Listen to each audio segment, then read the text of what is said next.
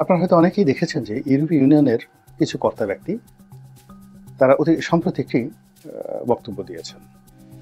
এটি কি সংবাদ সম্মেলন নাকি কোনো একটা উপলক্ষে এই বক্তব্যটা দিয়েছেন আমি স্পষ্ট নয়। তবে এরকমই একটা খবর আমি সেই মানব জমিনের যে সংবাদ সেই সংবাদের মাধ্যমে জানতে পেরেছি। এখানে ঘটনা যাই হোক না কেন এই ধরনের একটা ঘটনা ঘটবে বা এরকম একটা পরিবেশ পরিস্থিতি তৈরি হবে, এটা আমরা বাংলাদেশে যারা রাজনীতি নিয়ে আলাপ করি আলোচনা করি তারা অনেক আগের থেকে এটা জানি।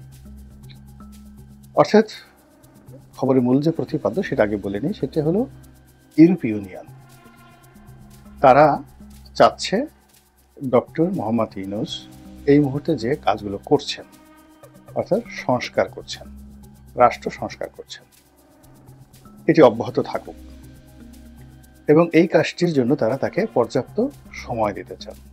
অর্থাৎ তিনি দ্রুততার সঙ্গে তাড়াহুড়ো করে এইভাবে ডিসেম্বরের মধ্যে করুন বা 2026 সনের জুনের মধ্যে করুন, এরকম টাইম ফ্রেম ইউ দিতে চাচ্ছে না। তারা বলছে যে এই কাজগুলো অনেক ভালো, এটা নিয়ে যদি আরও দীর্ঘ সময় নিয়ে কাজ করতে পারে দেশ একটা সুন্দর স্থিতির উপর দাঁড়ায় এবং ইউরোপের দেশগুলো যেভাবে সভ্য এরকম বাঙালিও সভ্য হোক, তাহলে কি হবে, ইউরোপীয় ইউনিয়নের সঙ্গে আমাদের যে ব্যবসা বাণিজ্য সম্পর্ক সেটা আরও উন্নততর হবে। এক, দুই নম্বর হলো যে ডক্টর মোহাম্মদ ইউনূস তিনি একজন পিএইচডি হোল্ডার, ইউরোপে থেকেছেন, ভালো ইংরেজিতে কথা বলেন, তারপরে তার যে পোশাক আশাক যা কিছু আছে এগুলোর মধ্যে ওরকম একটা রাজস্বিকতা নেই, একজন সাধারণ আমজনতা। যেমন ইউরোপে ঠিক এই জিনিসটি দেখা যায় যে অনেক বড় বড় প্রেসিডেন্ট রয়েছেন, তারা কোট টাইয়ের পরিবর্তে সাধারণ গেঞ্জি পরে কেটস পরে তারা ঘুরে ঘুরে বেড়ান এবং জনগণ কে মন্ত্রী কে এমপি কে রাষ্ট্রপ্রধান এগুলো নিয়ে মাথা ঘামায় না। তো ওই যে ইউরোপের যে একটা কালচার, বেশভূষাতে আভিজাত্য না দেখানো, সাজুগুজু না করা, মুখে মেকআপ না দেওয়া, তারপরে শেষে দামি দামি কোট উপহার নেওয়া, টাই উপহার নেওয়া, অনেক দামি ঘড়ি, এইগুলো তো ম্যাক্সিমামই তারা কিনে না, ঘুষ নেয়। আমাদের এই তৃতীয় বিশ্বের যে দেশগুলো এক একটা ঘড়ি নাকি 50 লাখ 60 লাখ টাকা দাম, সেই রোলেক্সের দামি ঘড়িগুলো, ডায়মন্ডওয়ালা পুরো হোয়াইট গোল্ডের যে ঘড়িগুলো আছে এক একটা ঘড়ির দামই নর্মাল রেঞ্জে 50 লাখ টাকা এবং বিগত আমলে অনেক মন্ত্রীর হাতে এরকম 50 লাখ টাকা দামের ঘড়ি ছিল।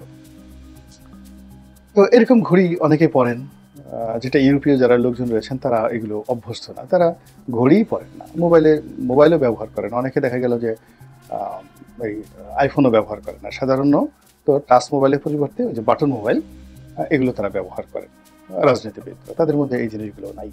তো ফলে কি হচ্ছে, ডক্টর মোহাম্মদ ইউনূসের যে এই যে স্বাভাবিক জীবনযাপন এটি ইউরোপীয়রা খুব পছন্দ করছে, তিনি যে সংস্কারের কথা বলছেন সেটাও পছন্দ করছেন। তার বাইরে ডক্টর মোহাম্মদ ইউনূসের সঙ্গে তার যে ব্যক্তিগত সম্পর্ক, বহু যুগ ধরে সম্পর্ক, সেই সম্পর্কের ধারাবাহিকতায় তারা তো অবশ্যই চাইবেন যে তাদের বন্ধু মানুষ দীর্ঘদিন ক্ষমতায় থাকুক।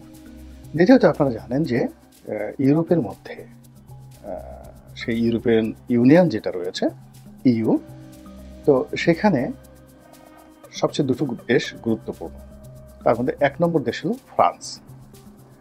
আগে ইংল্যান্ডের এখানে একটা গুরুত্ব ছিল, ইংল্যান্ড যেহেতু এখান থেকে বের হয়ে গেছে ইউ থেকে, এখন জার্মানি আছে আর ফ্রান্স আছে।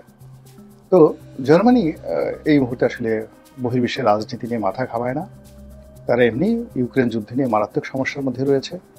কাজেই ইউর যে মূল যে চাবিকাঠি এটি মূলত ইমানুয়েল ম্যাক্রো, যিনি ইউর অন্যতম সদস্য রাষ্ট্র অর্থাৎ ফ্রান্সের প্রেসিডেন্ট, তিনি মূলত ইউ নিয়ন্ত্রণ করেন। তিনি যদি বলেন রাত, রাত, দিন, দিন। ইউর সদর দপ্তর ব্রাসেলসে, ওখানে যে বেলজিয়াম খুব ছোট একটা রাষ্ট্র, ওখানে লুক্সেমবার্গ খুবই ছোট রাষ্ট্র, তারপর ওখানে সুইডেন আছে, নরওয়ে আছে, ফিনল্যান্ড আছে, তারা খুবই ছোট রাষ্ট্র। তো কাজেই সেই দিক থেকে পরাশক্তি হিসেবে এখানে ফ্রান্স যে গুরুত্বপূর্ণ ভূমিকা পালন করেন। তো সেই গুরুত্বপূর্ণ ভূমিকা পালন করার কারণে কি হচ্ছে, ফ্রান্স যেটা বলেন ওটাই ইউ এর ভাষা হয়ে যায়। তো আপনারা জানেন যে ফ্রান্সের যিনি প্রেসিডেন্ট রয়েছেন মিস্টার ইমানুয়েল ম্যাক্রো, তো ইমানুয়েল ম্যাক্রোর সঙ্গে ডক্টর মোহাম্মদ ইউনূসের ব্যক্তিগত খুবই ভালো সম্পর্ক, বন্ধুত্বপূর্ণ সম্পর্ক রয়েছে। তো সেই দিক থেকে ইউ ডক্টর মোহাম্মদ ইউনূসের পক্ষে থাকবেন, এটাই স্বাভাবিক। এবং আশ্চর্য ব্যাপার হলো, শেখ হাসিনা যখন ক্ষমতায় ছিলেন তখনও কিন্তু ইউর সঙ্গে তাদের একটা সম্পর্ক ভালো ছিল, কিন্তু সমস্যাগুলোর মধ্যে পিনাকি ছিল না।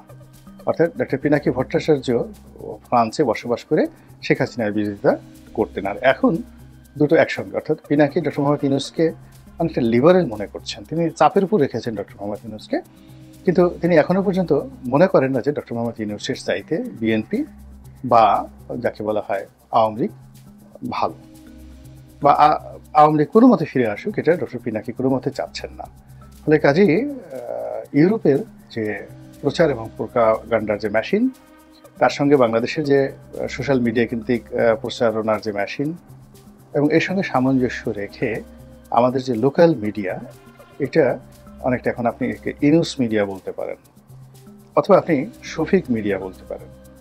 মিডিয়ার এত বোধোদয় বা এতটা রেনেশা কখনো কোনো জামানাতে আমি দেখিনি। এমনকি বঙ্গবন্ধু যখন বাকশাল করলেন, তখন বাকশাল করার পর যে 4টি পত্রিকা ছিল, এবং এই 4টি পত্রিকা বাকশালকে তেল দেওয়ার জন্য, বঙ্গবন্ধুকে তেল দেওয়ার জন্য তারা যে জাগরণ তাদের হয়েছিল, গণজাগরণ হয়েছিল, তার সাথে এখন আমাদের দেশের অনেক গণমাধ্যমের, বেশিরভাগ গণমাধ্যমের এমন একটা জাগরণ এসেছে, রেনেশা এসেছে।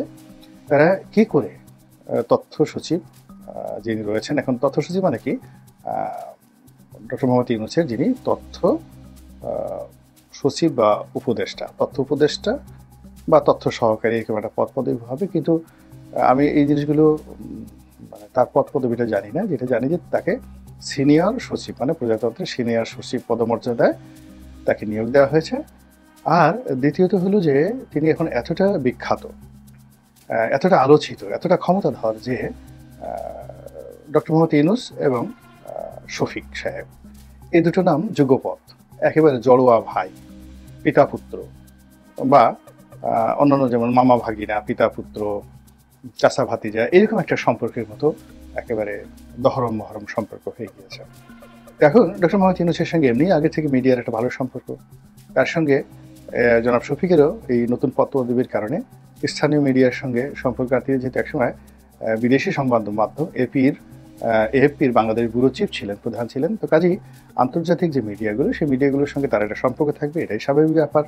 ফলে কি হচ্ছে, CNN, আল জাজিরা, তারপর ফক্স নিউজ, এরপর আপনি the Telegraph, new York Times, Sunday Times, Washington post থেকে শুরু করে বিদেশে আরও নাম করা পত্রপত্রিকা, ফ্রান্সের লামন্ডে, এরকম অনেক, জাপানের পত্রপত্রিকা, সবার সঙ্গে ডক্টর মোহাম্মদ ইউনূসের যে সম্পর্ক, সেটার সঙ্গে ডক্টর মানে ইউনূসের যে এখন রাইট হ্যান্ড মিস্টার শফিক, তার সম্পর্কের কারণে মিডিয়াটা মূলত একেবারে পরিপূর্ণভাবে একটা নতুন জাগরণের তৈরি হয়েছে। যে কোনো মূল্যে ইউনূস সাহেবের সকল কর্মকে এনলাইটেন অ্যান্ড হাইলাইট করতে হবে। আর এর ছোঁয়া গিয়ে পড়েছে সামাজিক মাধ্যমে। সামাজিক মাধ্যমে একটা ভাইব তৈরি হয়ে যাচ্ছে, কখনো নেতিবাচক, কখনো নেতিবাচক। তো এইগুলো এখন আমি ধরুন কথায় কথায় ডক্টর মোহাম্মদ ইউনূসের সমালোচনা যদি করি, কিন্তু 3টে সমালোচনা করার পর যদি একটা পজিটিভ কথা বলি, তখন লোকটা করবে কি, লোকগুলো করবে কি, আমার কথাটা গ্রহণ করবে, যে এর কারণে আমি 3 দিন গালাগালি করেছি। তো কাজেই যারা ইউনূস বিরোধী লোক, তারা চতুর্থ ভিডিওতে দেখা গেল আমি ইউনূসের পক্ষে বলে ফেললাম যে ও মাই গড, তার মতো মহামানব আর হয় না। তো এভাবে আসলে সোশ্যাল মাধ্যমে যে পলিটিক্যাল বিহেভিয়ার, ইকোনমিক বিহেভিয়ার, এটা একটা নতুন প্যাটার্ন তৈরি হয়ে গেছে আমাদের এই অন্তর্বর্তীকালীন সরকারের জামানাতে, এবং যার পুরোটাই ডক্টর মোহাম্মদ ইউনূসের অফিস নিয়ন্ত্রণ করছেন।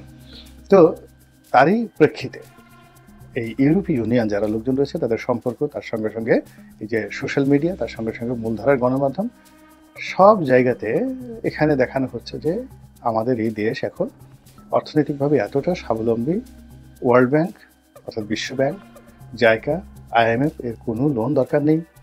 2 নম্বর হলো যেখানকার মানুষ এতটা সুখে আছে যে তারা ডক্টর মোহাম্মদ ইউনূসকে ছাড়তে চাচ্ছেন না, আরও 5 বছর 10 বছর আজীবন তিনি থাকেন। এবং তিনি শুধু নন, তার যারা উপদেষ্টা রয়েছেন তারাও যেখানে যাচ্ছেন, মাঠে ঘাটে পথে আওয়াজ উঠছে যে ইউনূস স্যারকে আর ছাড়া যাবে না। নর্মালি আমরা শেখ হাসিনাকে হাসিনা বলতাম, বেগম খালেদা জিয়াকে খালেদা বলতাম, তারেক রহমান সাহেবকে তারেক বলি, জিয়াকে জিয়া বলি, বঙ্গবন্ধুকে ওই জমানাতে শেখ সাহেব বলতেন, এখন কেউ মুজিব বলেন, শেখ মুজিব বলেন, ইত্যাদি ইত্যাদি। কিন্তু ডক্টর মোহাম্মদ ইউনূস সম্পর্কে সম্মান এবং মর্যাদা, এরকম একটা ভাইব তৈরি করা হয়েছে। এখন বেশিরভাগ মানুষ তাকে ইউনূস স্যার বলেন। এটা চারটিখানি কথা নয়, মানে একজন রাজনৈতিক পোর্টফোলিওধারী একজন ব্যক্তিকে, এমনকি এই সমাজের অনেক লোক ইউনূস সাহেবের সমালোচনা করছেন, কিন্তু খুব বিনয়ের সঙ্গে তাকে তারা স্যার সম্বোধন করছেন। সো এটাই হলো ইউনুস মিডিয়ার একটা সফলতা, এবং সেই সফলতার ধারাবাহিকতায় ইউরোপীয় ইউনিয়ন রেসপন্ড করেছে, আমেরিকা রেসপন্ড করেছে। আমেরিকার অনেক কর্তা ব্যক্তি আসা যাওয়া করছেন গোপনে প্রকাশ্যে, অনেক সামরিক বেসামরিক ব্যক্তি আসছেন গোপনে প্রকাশ্যে, অনেকে এসে আমাদের সাথে কথা বলছেন, মানে আমজনতার সঙ্গে কথা বলছেন, অনেকে মিডিয়ার সঙ্গে কথা বলছেন, অনেকে আবার গোপনে সেনাপ্রধানের সঙ্গে, আবার গোপনে ডক্টর মোহাম্মদ ইউনূসের সঙ্গে কথা বলে যাচ্ছেন। মানে ইট মিনস ইউনূস সাহেবের জন্য একটা করিডোর স্পেস তৈরি করার জন্য ইউরোপ এবং আমেরিকা চেষ্টা চালাচ্ছেন। আর এই সকল চেষ্টা চালানোর ফলে ডক্টর মোহাম্মদ ইউনূসের যে মিশন এবং ভিশন এটি দীর্ঘায়িত হচ্ছে।